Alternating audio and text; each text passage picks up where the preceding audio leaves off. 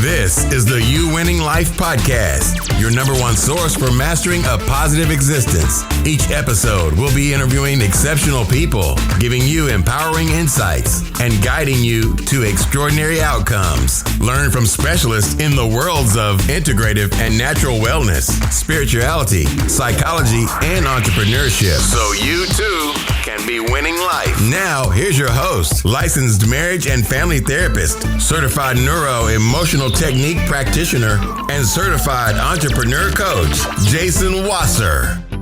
Hey, everybody. Welcome back to the You Winning Life podcast. I'm Jason Wasser, licensed marriage and family therapist, certified business coach, and certified neuro-emotional technique practitioner. Today's guest is Paul Smith, who is one of the world's leading experts in business storytelling, one of Inc. magazine's top 100 leadership speakers of 2018, a storytelling coach, and best-selling author of the books The 10 Stories Great Leaders Tell, Lead with a Story, Sell with a Story, Parenting with a Story, and his most recent book, which just came out, 4 Days with Kenny Tedford. In his 20 years with Procter Gamble, Paul held leadership positions in both research and finance functions, and most recently served as director of consumer and communications research. Prior to Procter Gamble, he was a consultant with Arthur Andersen Company. His keynote speaking and training clients include international giants like Google, Hewlett Packard, Bayer Medical, Walmart, Kaiser Permanente, Ford Motor Group, Luxottica, Procter Gamble, and many, many others. So, Paul, welcome to the show. And you seem like you've already had the beginning of a amazing career, and I'm sure there's so much more ahead for you. How did you decide to go into the business world, and more specifically, the sales, marketing, research side of things? Yeah, so nobody's ever asked me that question, but there's a very definite reason, and it's not a very good one. So why did I decide to go into business? So when I was a kid, my passion was science. Like I imagined myself being Neil Armstrong, the next, astronaut or a physicist or something like that. I just imagined I would be a scientist of some kind or another someday, and was just fascinated with astronomy in particular. And probably about the time I was a teenager, it occurred to me, still in high school, my father was a businessman. His father was a businessman. All of my father's friends were businessmen. And so I just assumed that a responsible adult male was supposed to go into business, right? Like, yeah. I didn't know anybody who was a scientist or a physicist or anything other than a businessman. And and nobody told me otherwise. So I started, in my late high school years, I took an accounting class. And then when I went to college, I studied economics and ended up getting an MBA. And just out of sheer assumption that that's what I was supposed to do with my life. And I abandoned my passion areas, which I'll admit to you, I've regretted on a number of occasions. Now, life's worked out pretty good, but I went into business for probably the worst reason you could think of. Sorry. Well, it's such an interesting context because I grew up as a third generation now family furniture business that started with my grandfather after he escaped Nazi Germany, moved to Scranton, Pennsylvania. So we're talking about right the 50s and 60s at that point. And my dad took it over. They moved it to South Florida. Then my younger brother and sister after college went in. And I'm the one who's the black sheep in the family doing this like mindset therapy, coaching, psychology, family therapy thing. And it's funny because it was in my blood. But I find what you're saying is that the context in which you were in which you grew up in, radically had a strong influence on you. And sometimes how that can overpower someone's finding their most authentic self. But there's also a way to maybe rectify and align that. Yeah. And so I've made sure that both my sons, so I have 2 teenage boys now, and they both know that story I just told you. So you're the only adult that's asked me that question, but I made sure they asked me that question because I want them to know you don't have to grow up and do what I do. Like, nobody expects that. I want you to find your own passion in life. It's kind of a conversation I wish I had myself as a child. But then, also I want them to see that I've made the best of it. And, the second part of your question is how did I, get into this sales and storytelling stuff and consumer understanding. And, once I got into the business world, then I remembered, well, this really wasn't what I was passionate about, but surely there's something within this that I'm more interested in than others. So I kind of groped my way into, started in accounting as an auditor, and I didn't like that. And I moved into consulting for a year or so and didn't like that, and then moved into a financial analysis role, and I liked that, but I didn't love it. And then I found my way into a consumer research, was a little more human interaction, and I liked that better, but I still didn't love it.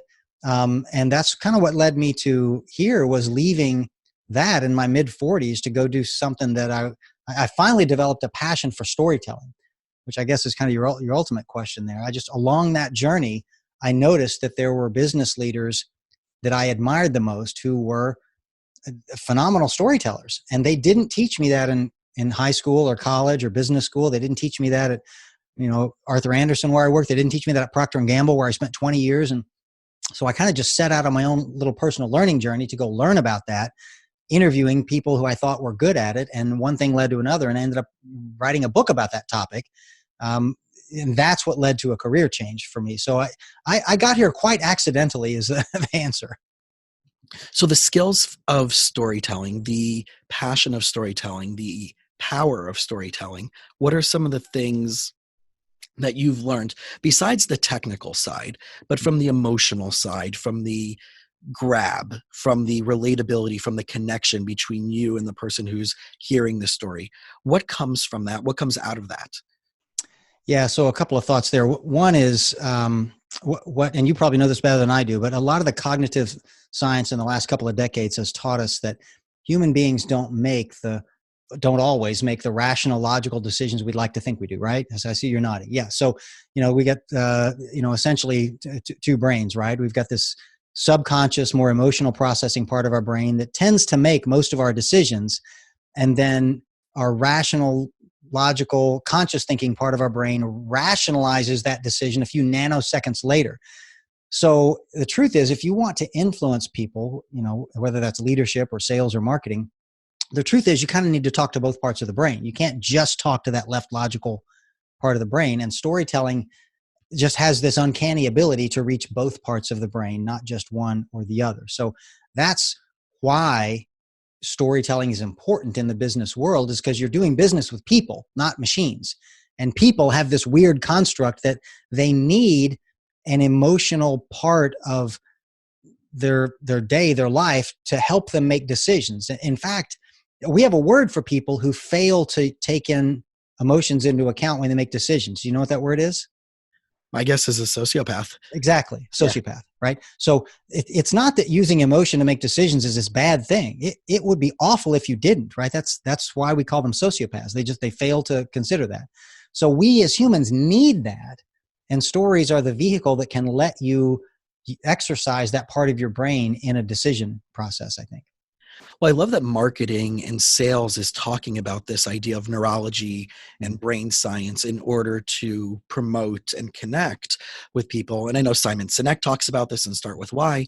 And taking it a little bit deeper, the work that I do, not just as a therapist, but using this modality called neuro-emotional technique, which finds the unresolved physiological stress patterns that a person's holding on to by bypassing their rational brain and going into their nervous system.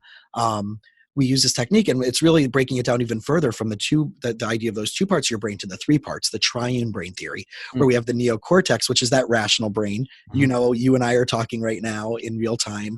I know you exist, I exist, right? That's our rational brain. Then we have the mammalian brain, which is our emotions connected to it, but it's also connected to time. So we can go back and think about an experience. Maybe it was the first time you've ever spoken, and maybe if there was a nervousness or a concern that you might not perform well or they may not like you, and you can feel that emotion today, even though you have become a successful speaker and coach and trainer and workshop leader and right, all these amazing online courses on your website. But that emotion can still be triggered in our mammalian brain, and the reptilian brain is the fight or flight survival.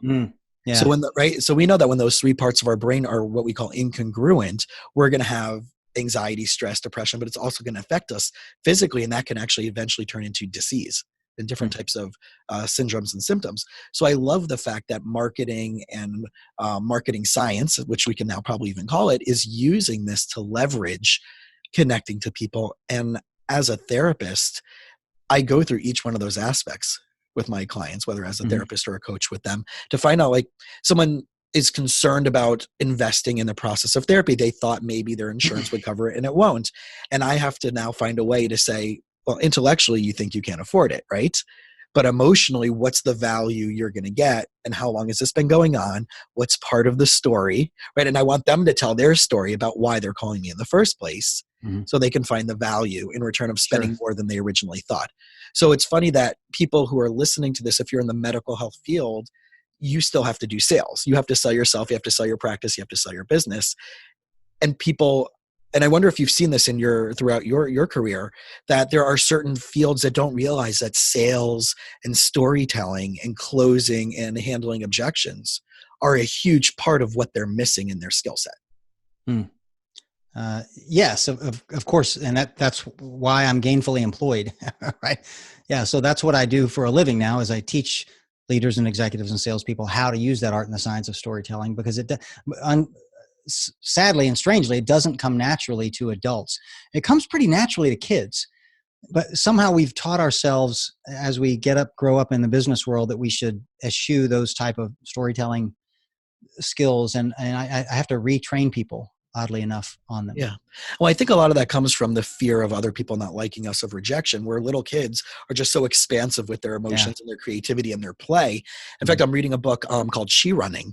And it talks about that when you watch a little kid run, their form is flawless. And they're not constricted, they're not tightened up. And I believe we do the same thing over years, not only with our body, but with our mind and our experiences, that we start getting shaped by family stuff and cultural stuff and whatever. And we start constricting ourselves out of fear of being rejected, being separate, being other.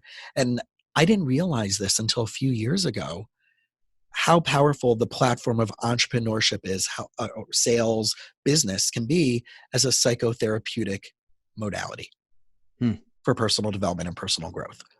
Interesting. Yeah. So I haven't heard it described that way. That does not surprise me, though, because it just seems to be an amazing tool for all kinds of things. So let's walk a little bit more into this idea of like storytelling as a successful strategy. What are some of the important things that someone needs to know when getting started? Because there are people who can tell a story or will maybe give an example, but maybe they're not doing it in a rich or connective way. So what are some quick tips or thoughts that someone can keep in mind when trying to do this? Yeah. So you know what? Can I take a mulligan and go back for a second? I sensed a little yearning for a little more on that personal part. Sure. Because I mean, most of my books are about the professional use of storytelling. But my second book, Parenting with a Story, is all about the personal use of it in your own life. So let me circle back to that, because I think there's something there that your audience is going to want to hear. So the best, my use of storytelling for parents and for home life might be a little different than yours. You probably use storytelling as a therapeutic thing to get people to tell you their stories, which is kind of a therapy exercise. The way I use it is to teach lessons, right? So we as parents, we often tell stories about the mistakes we made as kids to teach our kids, life lessons, which is fabulous. The problem with that is, though, you probably only have 2 or 3 really great stories from when you were a kid, like really worthy of passing on to the next generation. I've got 2 or 3, your neighbor's got 2 or 3. Wouldn't it be great, I thought, if we could get 100 of those together in one book? So I interviewed a bunch of people to find out, to get 101 really worthy life lessons. And so, for example, the one that was most personal to me is one that my dad shared with me about him that radically changed my life. So I'll share it with you so you can get an idea for how these stories can be life-changing. So, and this also answers part of your earlier question about how did I get into this business? So 7 years ago, when my first book had just come out, I was struggling with, and I still had a full-time job at Procter Gamble, by the way. So I did all this nights and weekends, and I didn't know if it would lead to I was hoping it'd lead to a new career path, but who knows with books, you don't know if it's going to be successful or not. So I wrote this book. I'm struggling with the idea. I'd just gotten an offer to write a second book, and I had a few clients under my belt, and I could see maybe it would make a viable long-term, business plan. But the truth is, I just didn't have the guts to do it, because here I was in my mid-40s, too young to retire, a wife and 2 kids to get through college, and it was scary. So I wrote my dad a letter and asked him what to do. I just asked him for advice, right? He's my dad. He should give me good advice. He was 80 years old and hard of hearing, so I couldn't call him on the phone. So I literally had to write him a letter. And I thought he would tell me one of two things when he wrote me back. He was either going to tell me, oh, absolutely, go for it. You can do it, son. I believe in you. Be a good cheerleader. Or he was going to tell me, are you nuts? Like crazy? Keep your head down, focus, like just punch your Don't clock make any waves. Right. Yeah, don't make any waves. Piss anybody off. Retire nicely and then go play around with these silly ideas, right? Well, he didn't tell me either of those things. He just told me a story about himself that I'd never heard before, and neither had any of my siblings. He said, I knew what I wanted to be in life when I was 5 years old. He said, I wanted to be a singer, like Frank Sinatra, Tony Bennett, Sammy Davis, right? He's like, he's 80, right? That's his genre. And he said, I knew that for sure the first day of first grade. He said, the teacher asked all of the students if any of us had any special talent, like dancing or magic tricks or something. He said, well, I raised my hand and I said, I can sing. Despite the fact that he'd never sung in front of anybody but his mom in the kitchen, right? He's 5 years old, right? Of course he's, not a singer. So anyway, of course, what do you think the teacher did? A good teacher, what would you do?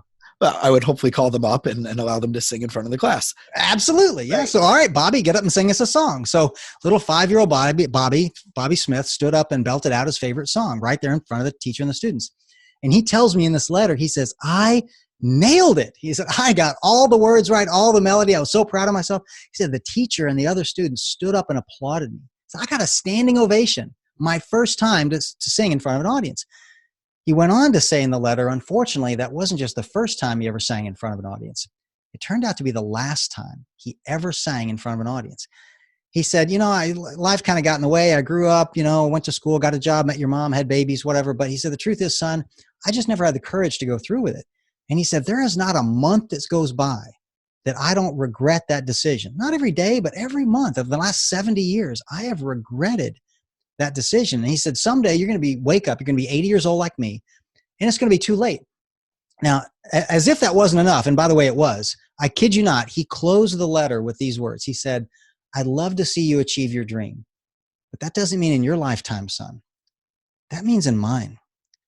And I mean, oh gosh, that just hit me right in the heart, right? Wow. I mean, TikTok, the guy's 80, right? Yeah. So literally, Jason, 2 days later, I walked into my boss's office and I quit my job, my 20-year career. Wow. To pursue this dream. And I would not have done it that soon had he not shared that story. So stories can be powerful motivators, and he's 80 years old and I was 45. So you're never too old to parent and to child properly.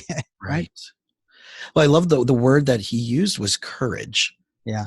And I see a lot of people don't use that word so much anymore, right? They talk about like hustle and grind and ballsiness and all these other things. But I find like, especially from the time of your father, right? These rat packy era words that are so salient.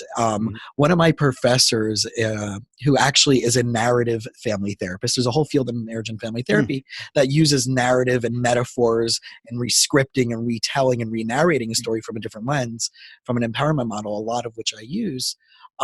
He used to use the word tenderness a lot. How can you be more tender to you don't yourself, hear that a lot. right? So when I heard you use that word courage in your dad's story, it really does hit me on a deep level, because this is really at the end of the day, what I think you and I are trying to do with everybody is to find the courage to put your mark in the world through your purpose, passion, and potential.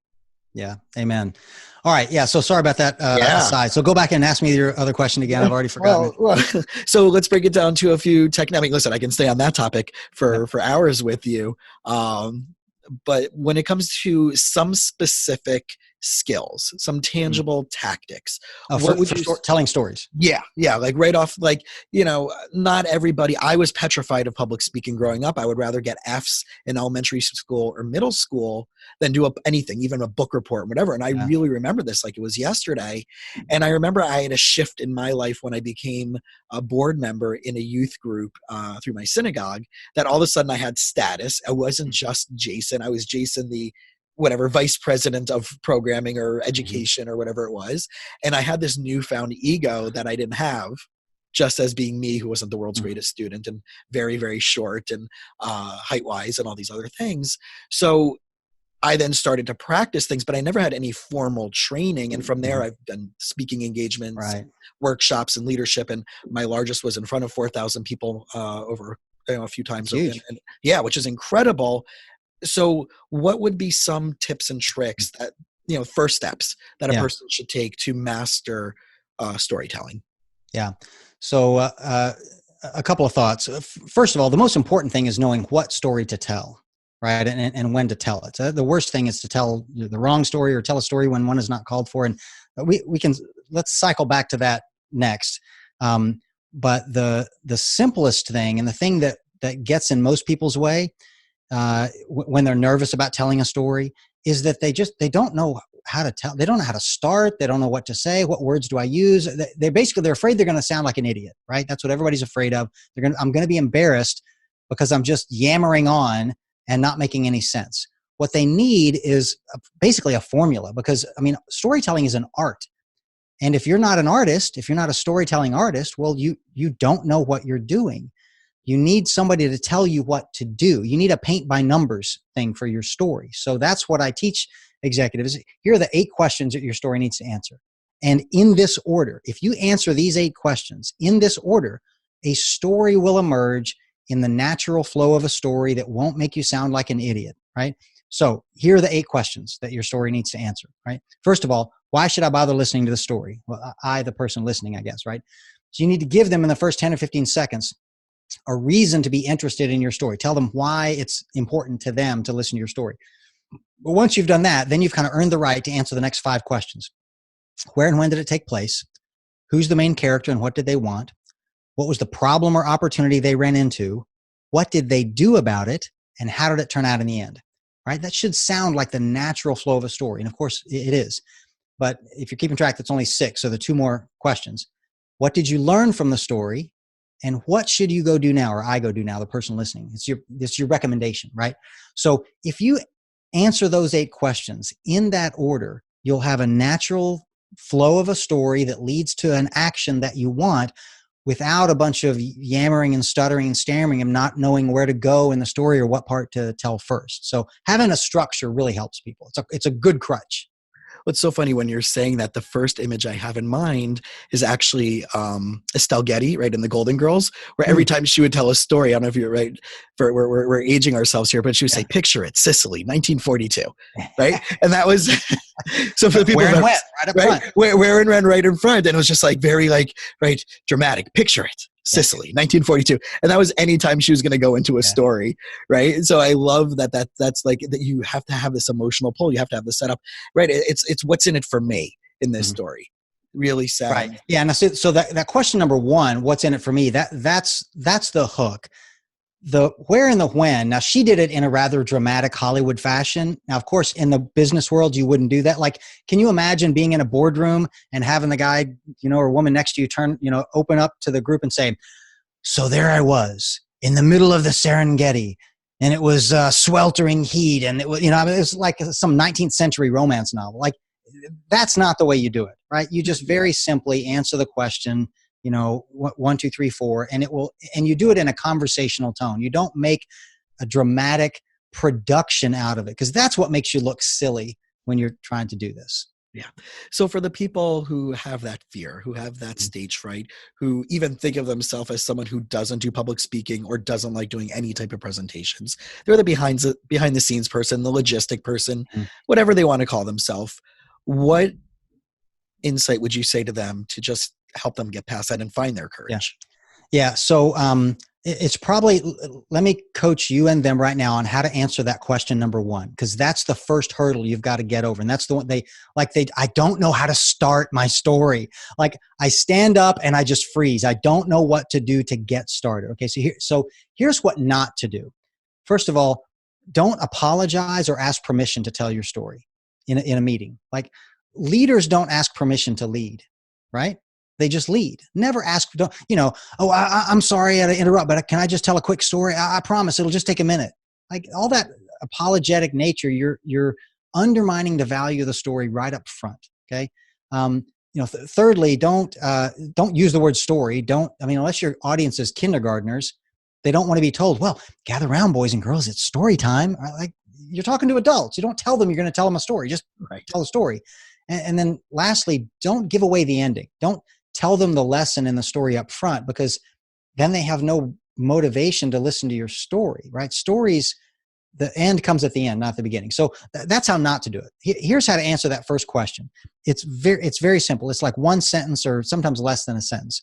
You're basically telling them that if they will listen to you for the next 2 minutes, you're going to tell them something that's important to them, not to you, but to them. So for example, somebody asks you something and you want to answer it with a story. You might say, I think the best example of that I've ever seen was when, and now you're telling a story. Or you might say, gosh, Jason, that's a tough problem. Let me tell you what I did last year when I ran into that same problem. I did blah, blah, blah, blah, blah. Right? Well, now you're telling a story. So that first sentence or two is just an easy, comfortable way to transition from just talking to telling a story without making a big production of it, but by letting the person know, I'm going to answer your question by telling you a story without saying those words. So that's how to answer question number one. And that's just a much more comfortable way for somebody to start their story. And once they get it started, as long as they answer those 8 questions, the nervousness tends to go away.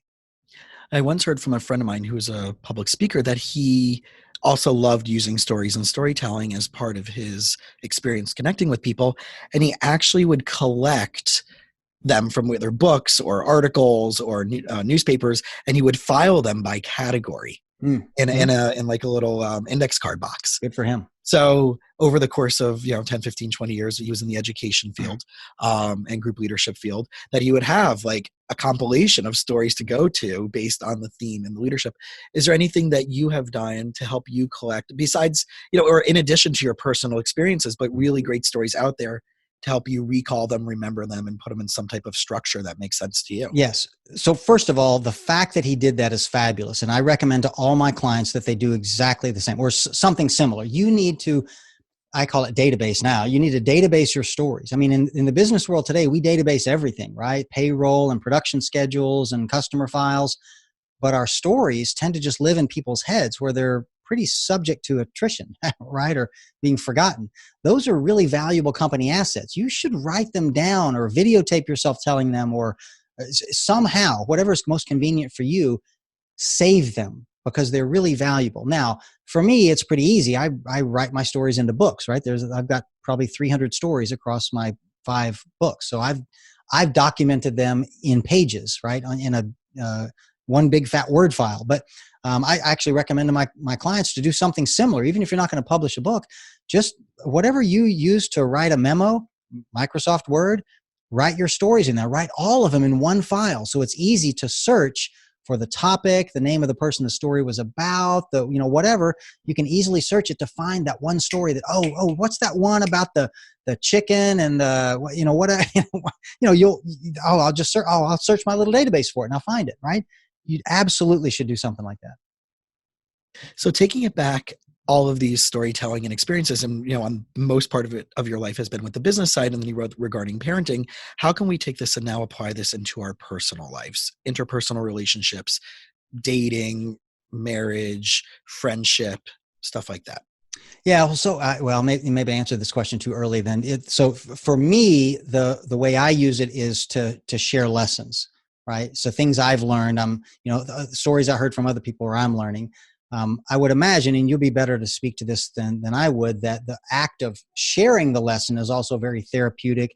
It builds relationships. In fact, in my 3rd book, which is Sell with a Story, one whole chapter is about stories to help build relationships between the seller and the buyer. But of course, the same thing is true between husband and wife, or parent and child, or siblings, or whatever, friends.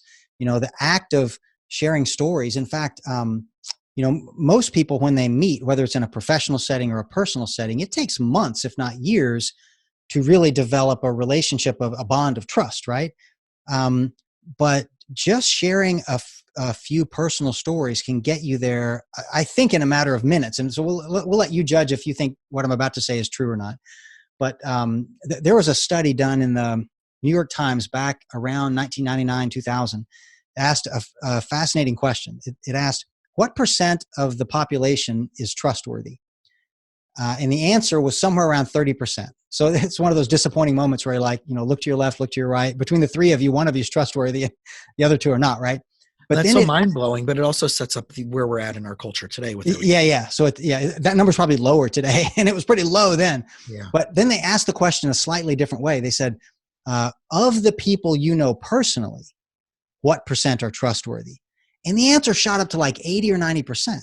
Now, you don't have to be a math genius to figure out that there's something weird there, right? Like unless the people who are not trustworthy don't know anybody, on average, those numbers should be about the same, right? But they're not, and they never will be. And the reason is because I think, correct me if I'm wrong, but human beings naturally distrust people they don't know. I've never met you before. You could be bad. I don't know. I'm not going to trust you.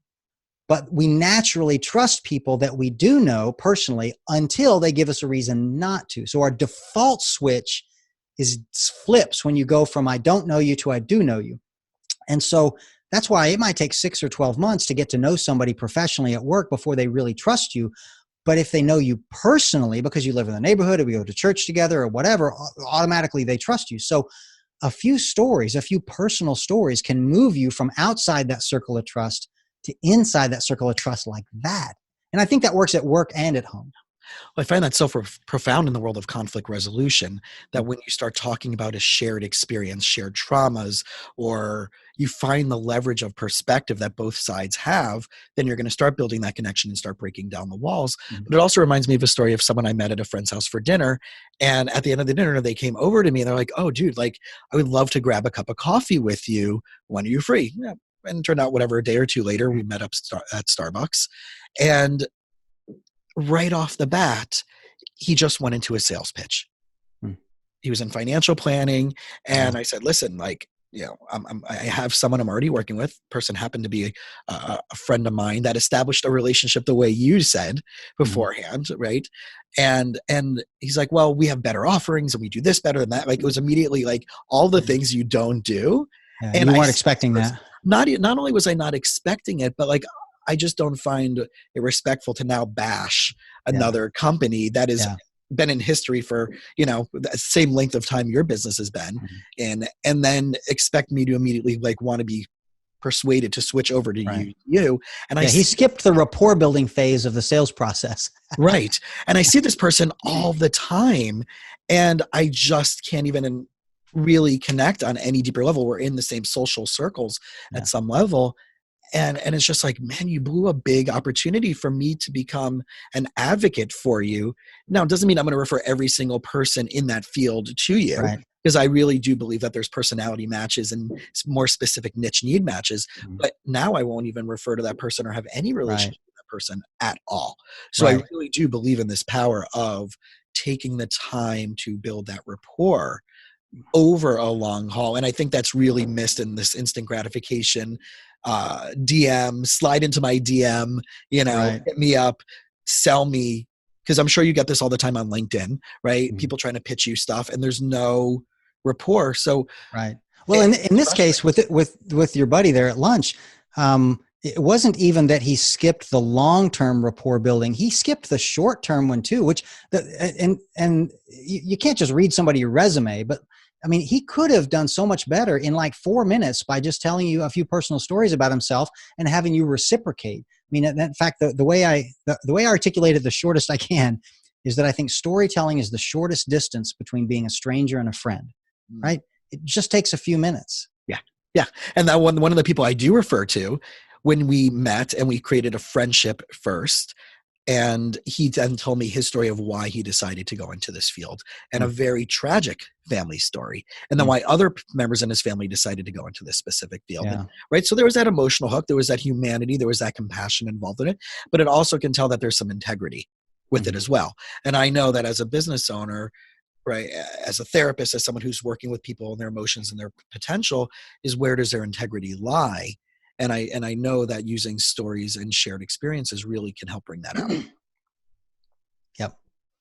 So what are some of the other tools? I know that you talk in this sales process outside of storytelling that you feel are really important for people to learn and to scale up on. Yeah. So once you've got that structure down, the other thing you need to understand is what stories do I need to tell? In fact, and this may sound ironic because I spend most of my time teaching executives how to tell stories, but the good executives, the first question they ask me is not, how do I tell these stories better? The first question they ask is, what stories do I need to tell? And that's the right first question to ask. In fact, the whole purpose for me writing my last book, The 10 Stories Great Leaders Tell, is to answer that question. Because I think I covered 60 or 70 different types of storytelling, stories that you tell in my previous books. And that's just a lot of stories. It's too many for people to put in their head at one time. So if you want a place to start, let me just tell you what those 10 stories are. So here's the executive summary of the whole book, right? In 1 minute. So I think the 10 most important stories for any leader to tell are these. And the first 4 go together because they're about setting direction for the organization. So where we came from, so that's a founding story, our company founding story. Why we can't stay there, so that's a case for change, why we need to make a change. Where we're going, which is a vision story, and how we're going to get there, which is a strategy story, because strategy is about how you're going to get from where you are now to where you want to be. So if you can articulate those 4 stories, I think you've got a much better chance of the organization getting where you want them to go. All right, so the next 4 go together as well, but they're more about who we are as an organization. So what we believe, so that's a corporate values and ethics story. Who we serve, so that's a customer story, a story about your customer so that everybody at the company has a personal, visceral understanding of and sort of relationship with the people you're serving. What we do for our customers, so that's a classical sales story so that you can easily articulate what it is that you do that's so awesome that people should pay you money to do it more, right? And then number 8 is how we're different from our competitors. So I call that a marketing story because marketing is often about how do you differentiate yourself from your competitors. So if you can tell those 4 stories, and think about that, you can easily articulate who we are, who we serve, what we do, and how we're different from our competitors. Right? Every leader needs to be able to tell those 4 stories. All right, so that leaves 2 more, but they're more personal to you as the leader. So number 9 is why I lead the way I do. So that's a personal leadership philosophy story, why I lead in the way that I do, what made me the leader I am today. And number 10 is why you should want to work here. You, the person I'm telling the story to, right? Because every leader's job is to bring in talented people and have them stay, right? It's not just the job of HR, recruiting, or whatever. Every leader needs to do that. So those, I think, are the top 10. That's a good place to start. Those are the kind of stories that I think leaders need to be able to tell. Now, there are dozens of others, and I cover those in some of the other books, but if you want a place to start, those are the 10. In that book, there's one example of each of those 10 stories and a few tips to help you find and craft your own story like that. Because those 10 examples are somebody else's story, right? You got to come up with your own, but they're like these stories. And one thing I'm kind of trying to decipher in my head is what's the difference at this point from your perspective in leadership versus management? Mm. And I wonder, based on you're uniquely positioned in order to really have a good insight on that. Yeah, so I think leadership is anytime you're trying to influence people. Like, I think of management as managing things and processes and machines and protocol and managing a decision-making system or whatever. But leading involves people. It's a very human endeavor. So in fact, my first book lays out 21 different leadership challenges, not management challenges, but leadership challenges where storytelling is going to be helpful for you to navigate the situation. So it's some of them are on that list of 10, right? So it's setting a vision. It's getting people to be more collaborative with each other, getting people to be more creative and innovative, helping people become better problem solvers, getting people to be more passionate about their job. Those are all very human aspects of running a business. And so that, to me, those are leadership responsibilities, not management responsibilities. And therefore, storytelling is very helpful for them. Whereas storytelling is not as helpful in managing processes or decisions or things that are not leadership. So storytelling is a leadership tool, not a management tool. So a company or a person's mission statement really is the part of the story. And I'm finding that as I work with different companies or businesses, that they may have come up with a business or mission statement, but in a lot of ways it's incredibly cliche. And they do it once, they stick it on the wall, or they stick it on a poster, or they stick it somewhere on their desk, and they never go back and look at it again. Or what they're ending up doing might even be contradictory to their mission statement. So what are you finding out there in your experiences, and how can you help? How can we help people sync those two things together where you can actually be in alignment with your mission statement and then put it into play on a daily basis? Right. Yeah. So first of all, your observation is correct. Most people have a mission statement. They don't have a mission story. Okay. And those are two very different things. So there's the difference in a vision statement and a vision story. So a vision or a mission might be, we want to be the fastest growing restaurant chain on the East Coast, or we want to build the world's quietest jet engine, or something like that. And that's a great mission or vision, but it's not a good story, right? A story, because it's not a story at all. It's just a statement, right?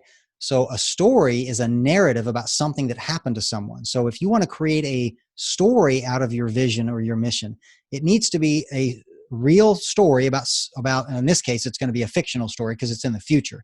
Future hasn't happened yet, so by definition, it's fictional. But you put yourself in the future at a period of time when you should have by then accomplished your vision, looking back to today, observing how much awesomer it is to be here in this future than it was in the past, right? So if you become the fastest growing restaurant chain on the East Coast, so what? Why is that good? Who's it good for? Is it going to mean bigger Christmas bonuses for the employees? Is it going to mean we're going to all be in the newspaper and we're going to be famous? Does it mean, I don't know, what does it mean for you?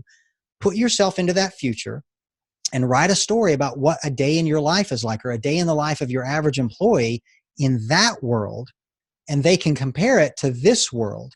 And if that world is more attractive, they'll want to help you get there. But if that's not any more attractive, why would they want to help you get there? So a vision or a mission story is literally a fictional story about the future, a day in your life, and then you can compare that to today.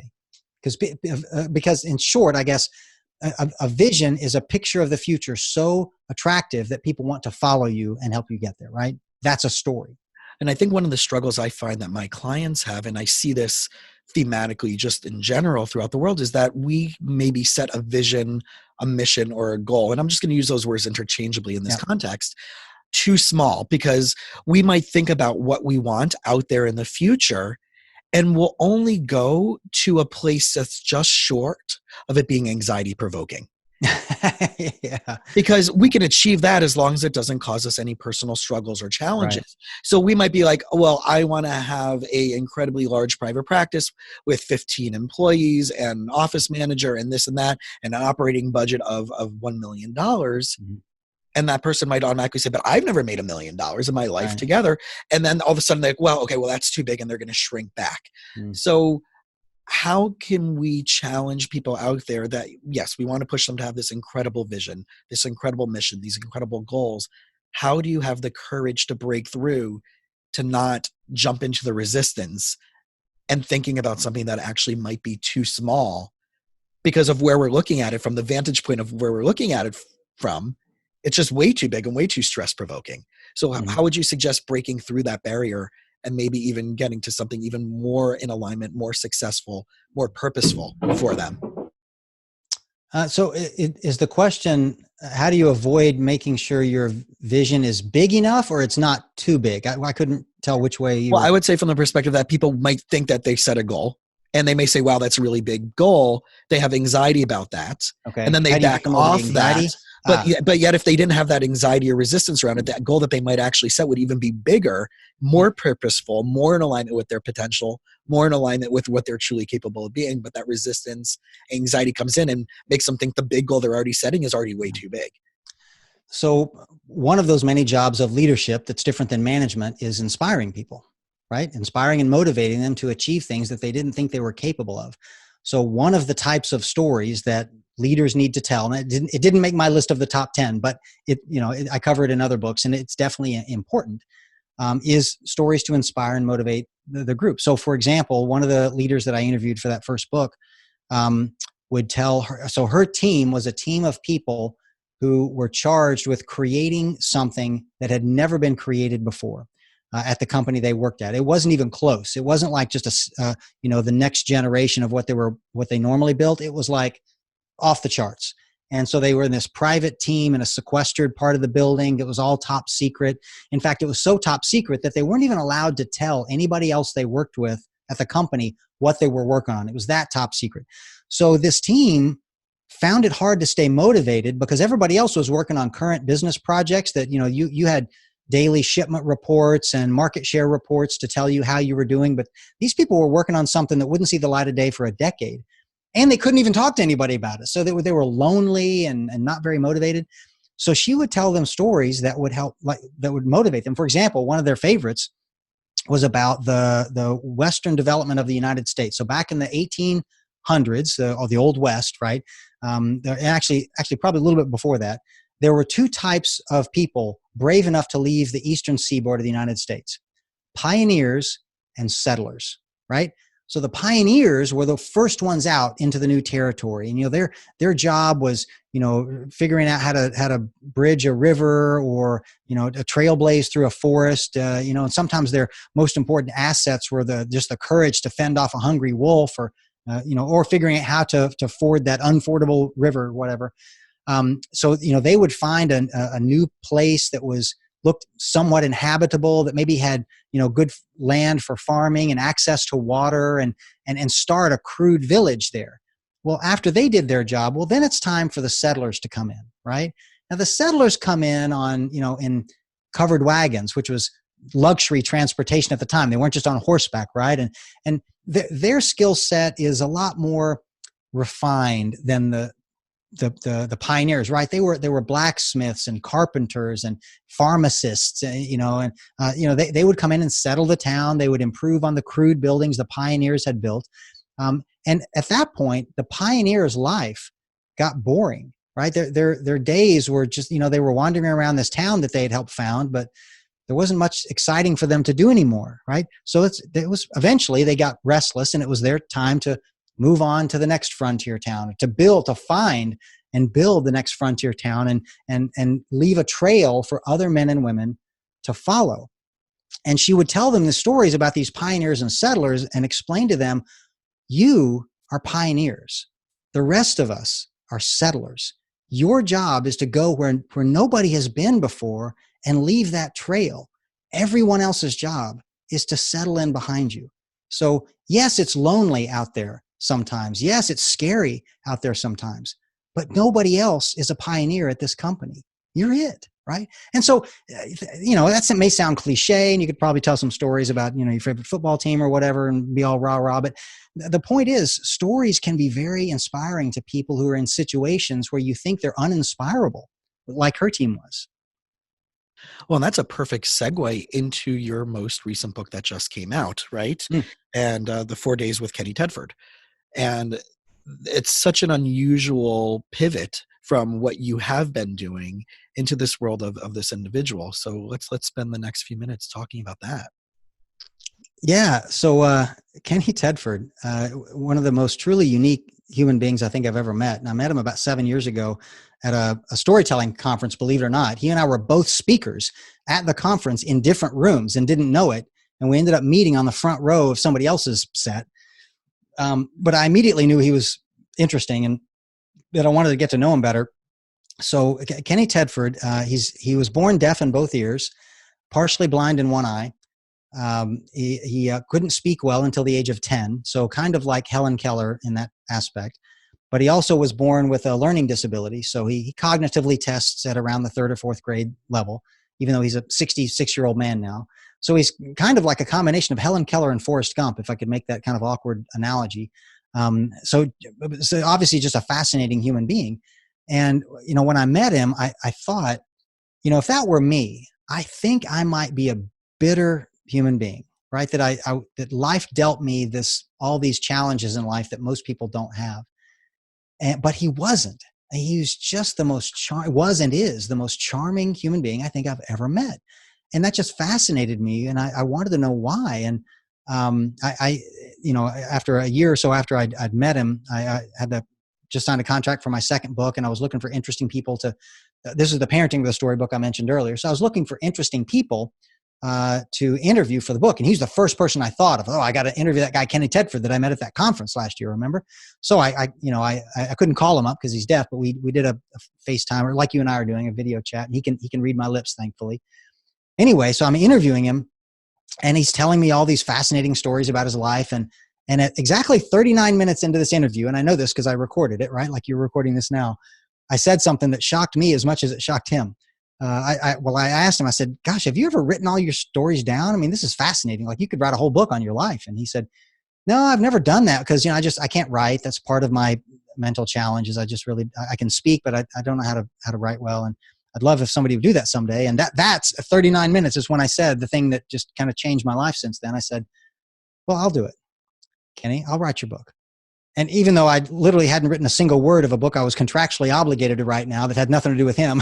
So it took me a while to do it, but he ended up spending 4 days at my house for our first set of interviews, where we got most of the interviews done. And in 4 days, I got to watch this man's whole life go by. And it was just fascinating. I mean, there were joyous parts and just tragic, tear-jerking parts and hopeful parts and hilarious parts, because you can imagine what it would be like to walk around the world in a grown man's body but with a child's mind. I mean, just funny things are going to happen to you, right? I mean, so his life is full of all ups and downs, and it was an amazing experience getting to write this book. So the 4 days with Kenny Tedford is really written as that set of interviews between he and I, and what went on in my house, and the impact he was having on me, and what I was thinking about, the lessons I was learning from these stories he was telling me, and the impact it was having on my wife and kids who are over there in the corner listening to these, funny stories. And so it just turned out to be something I'm super proud of. And I just think the world's going to be a much better place when people get to know Mr. Kenny Tedford. Is there one story that really impacted you the most from this time with him? Yeah. So when he was in the second grade, this is back in the 1950s, and they would have called a kid back then, they would have called him retarded, right? But his school didn't have a special ed class, so he just had to sit in class with the rest of the kids. But of course, they put him in the back, and they gave him crayons and said, you just draw pictures because you can't hear us and you can't really see and you can't participate. So just sit back there and color. And a psychologist would come by once every month and look at the pictures he drew and evaluate him psychologically based on the pictures. Because even the psychologist couldn't interact with him because he couldn't really even speak yet, right? And so the psychologist came by this one day and looked at one of the picture. He'd drawn a picture of a butterfly, and it was black and gray and white, and obviously wasn't very colorful, and he didn't think it was well done. And he gave him a D, a grade, ABC, gave him a D. Said, not very smart, whatever. And so that just crushed little Kenny, because he's thinking, coloring is the only thing I do, and I'm awful at that, apparently, right? So he starts crying. He leaves class that day. He's walking down the hallway to go home, and the teacher, another teacher, sees him in the hallway, distraught, and asks him what's wrong, and he could talk barely enough to be communicative, and he basically explained what happened to her.